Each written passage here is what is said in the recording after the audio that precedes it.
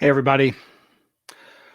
Welcome to the early pre-7 o'clock part of the evening Streamathon series. Glad to see that some of you are already showing up. It's going to be, what is it, about 12 minutes before we officially start tonight, but really wanted to just get this thing up so that everybody can start getting in queue, so to speak. Thank you so much, everyone, for participating and coming to this Streamathon. Really appreciate your time and energy, and especially your donations. Just a quick note on the donation. So I know that we've been also mentioning the merch store, but we haven't actually. We're not actually putting sales from the merch store into our total for the Streamathon. So I don't mean to disappoint anybody if that's one of the ways they were trying to donate. Of course, it is, of course, helpful to us, but it's harder to calculate the actual donation amount because, well, there's costs of production involved, and the merch store is pretty new to us, so I apologize. But on that note, why don't I share a little bit with y'all about the merch store. May I please have your attention? I would like for you to see the Anomaly Archives poster. It features many creatures and artifacts from the stranger reaches of the globe and beyond. First, you will find a cryptid named Patty, an elusive creature rarely caught on film, but here immortalized borrowing books from the archives. An MIB is seen in the background doing what we can only believe is deep research into our files. A ghostly apparition has appeared and is seen reading a book about a very scary subject. At regular intervals about the archives, the poster also features forgotten treasures and mystical symbols. The longer you stare at the poster, the more fantastic things you will find. To view it long after the video has ended, visit the archives shop, where you can find it emblazoned on t-shirts, posters, and other household objects. Thank you for your attention. All right. And of course, you can go to our website and see all the upcoming lecture events, as well as where we're at with the pledge. We're still inching towards that $5,000. Really appreciate all the help. And and of course, you can go to the merch store. Let me click through there, and all these great designs from Red Pill Junkie, Absurd by Design.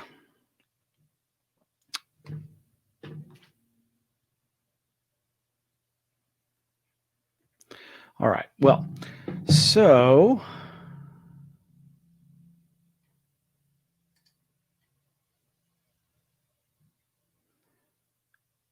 let me play something else here as we wait for 7 o'clock to roll around. Thank you for sticking with us. Here is some cryptozoological fun stuff I think you might like. We had on our first day Ken Gerhard, the Texas-based cryptozoologist. He is presented to our audiences before. Myths, legends, folklore, whatever you want to call them, stories about monsters like Bigfoot and the Chupacabra are part of Texas history. But one expert says they're more than just stories, and he wrote a book called Monsters in Texas. I like that. The Night Beat Shelton Green caught up with him at a lecture right here in Austin tonight.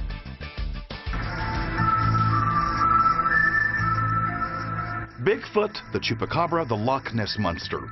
All are folkloric creatures whose existences have been the focus of much debate, some of them for centuries. It's a debate still raging today. I don't particularly believe in it myself. I just don't know that there's any solid scientific evidence to support those claims. When there's proof, I'll believe it, but who knows? Bigfoot-type creatures in Asia. Ken Gerard thinks he has an idea. Belief is kind of a tricky word when you're talking about a scientific or a quasi-scientific endeavor. I believe that there is enough evidence for us to pursue these different types of investigations. Gerard is a cryptozoologist. That's a person who studies hidden animals or creatures who hide from humans. He wrote a book called Monsters of Texas and has appeared on several cable shows, including Monster Quest, The Real Wolfmen, and Legend Hunters. Yes, Texas actually has quite a wealth of different types of monster reports. These date back to the 1800s. Many famous legends here in Texas. For example, one is called the Wild Man of the Navidad, sort of a Bigfoot-type creature that many of the early settlers talked about. Gerard gave a lecture Friday evening in North Austin to an audience of a couple of dozen people eager to hear more about chupacabras, Bigfoot, and alleged wolfman sightings in Texas. So I've never had a sighting. I've experienced some things that I can't quite explain, and of course I've interviewed many eyewitnesses, people from all walks of life who seemed like very credible people who've had these just extraordinary experiences that they can't explain. Shelton Green, KV News Night Beat. Well, that last part was a little scary right there, wasn't it? It is a full moon tonight. It is, that's right. Tonight's speaker says the cryptozoology movement is growing in Texas and beyond. The event was sponsored by Anomaly Archives. He's a believer. I've seen a monster. Mark Murray when he's hungry.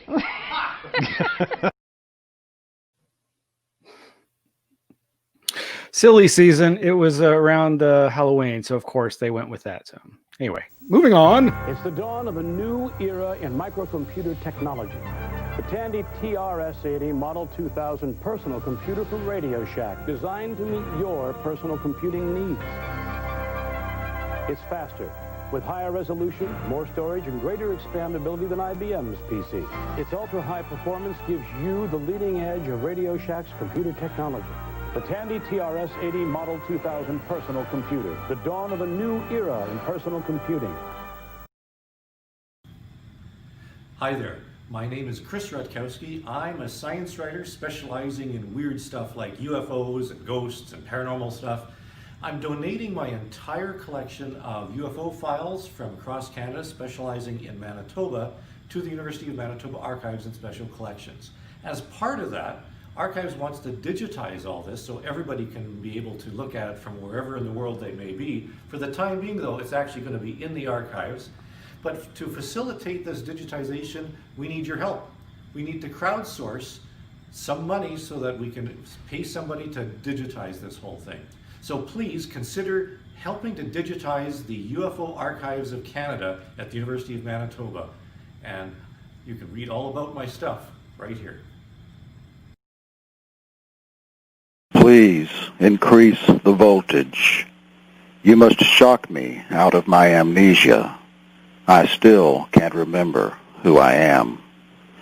I remember a hallway, drab and dusty, and a musty office with a moose head on the wall and the smell of old cigars, and a ride in the country at 3 a.m., my face in the dashboard glow reflected on the glass and night. My face I can almost remember, but I still can't remember who I am. Increase the voltage. I remember a girl, the ghost of a girl in the billboard at sunset. She wept blood. Mary was her name, though some called her the office succubus. She would come to me every night on the graveyard shift, and I would partake of her mysteries. The last time I saw her, she said I was pregnant. I laughed, and my forehead split open in a vertical smile, and through the portal peered an eye, and I saw myself with perfect clarity and understood at last my artist father's strange dilemma. All of this suddenly, all in a moment, then just as sudden, I forgot, and I still can't remember who I am.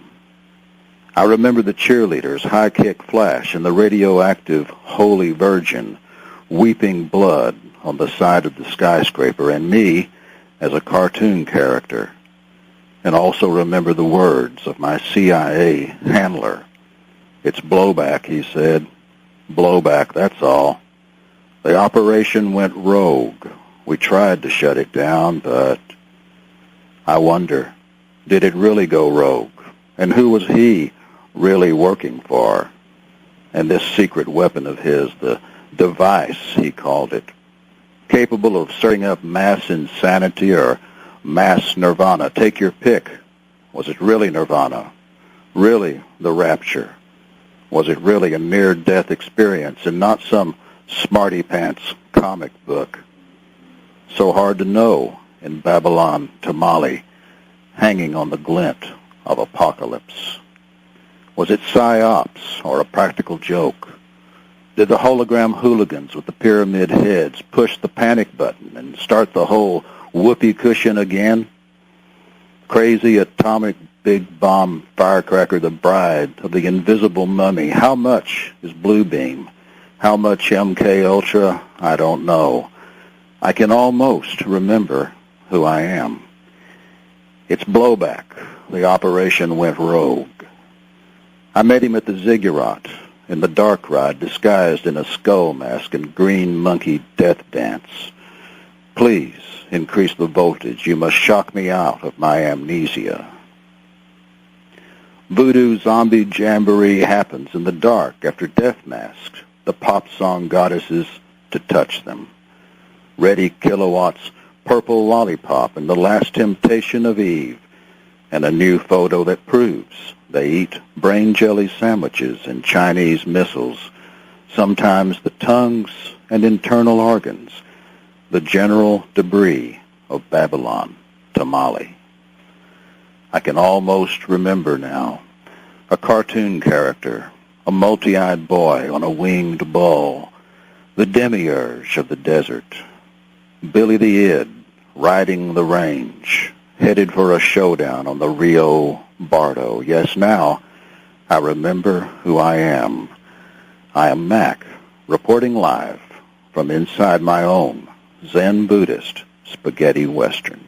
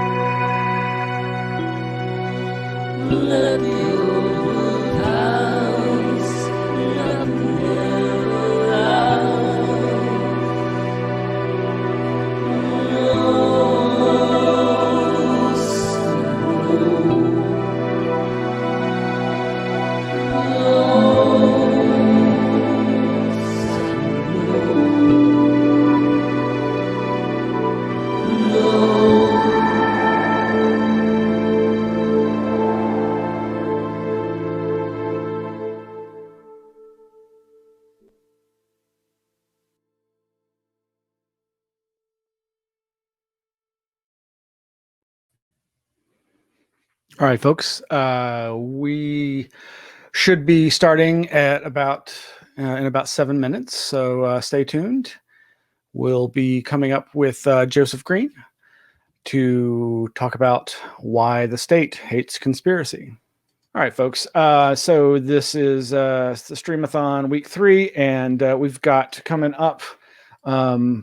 We've got a special screening of The Hill in the Hole, and hopefully shortly we'll be joined by directors Bill Darmon and Chris Ernst, and I hope good friends who will be special guest Adam Gorightly, who is in the film. So stay tuned, and we'll keep you going here.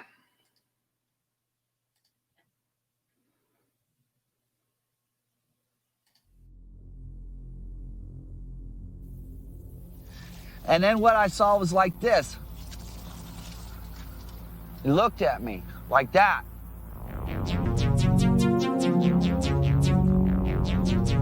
These trees, if the sun hits it just right, it can cast a shadow and you might think you've seen something.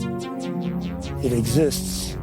And then I saw this thing in the shadows. My knees locked and couldn't move.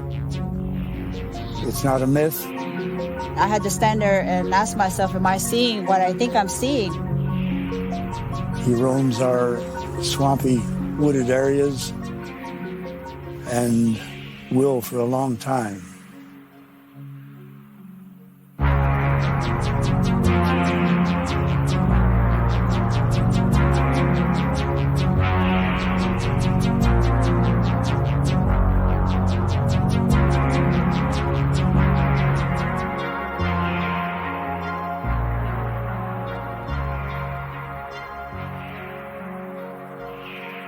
But the one thing I do remember is that horrible smell. Skunk ape.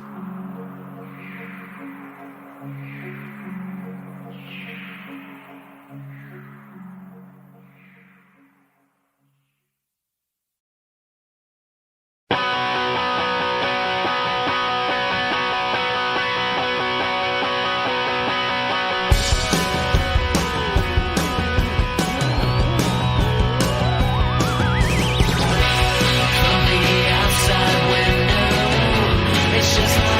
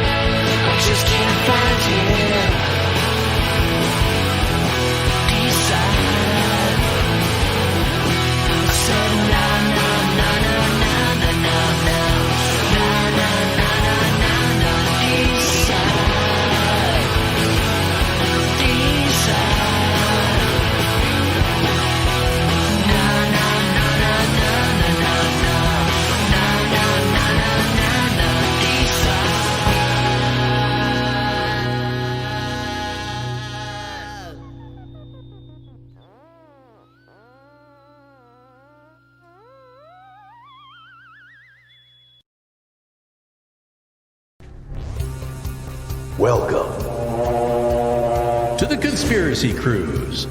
7 days with the foremost researchers in the field, all while enjoying a luxury vacation at sea among the ignorant sheeple. You'll hear the latest research on chemtrails, Morgellons, mind control, false flags, tax protesting, the reptilian agenda, and more. And now, our guest of honor, former rock star turned conspiracy crusader, Gordon Pye. Behold the Anomaly Archives poster. Gaze upon its magnificence. But please keep it down, for there is Shashi the alien.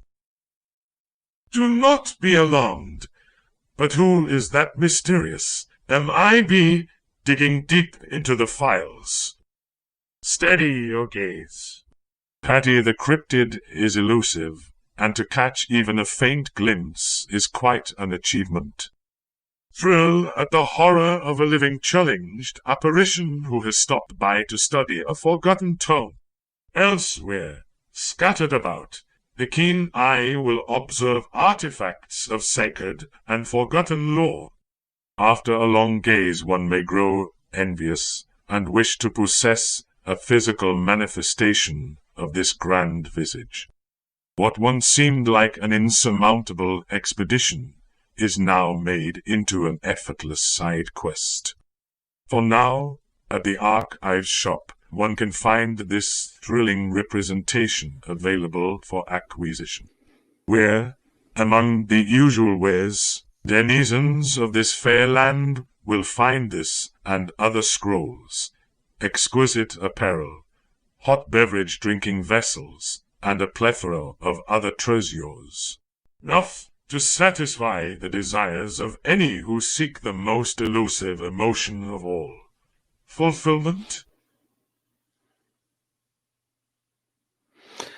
Hey everybody, this is Miles Lewis, and we are approaching our last segment for today, and that is our special screening of The Hill and the Hole. This is a fun, phenomenal film that I think you'll really enjoy. Our guests, I'm waiting for them to arrive, and hopefully they will, but I'm going to go ahead and start part of the process, and hopefully they'll be here any minute. And if not, well, we'll just go straight into the movie. So thank you for coming to the virtual drive-in, and stay right there. We'll be right back.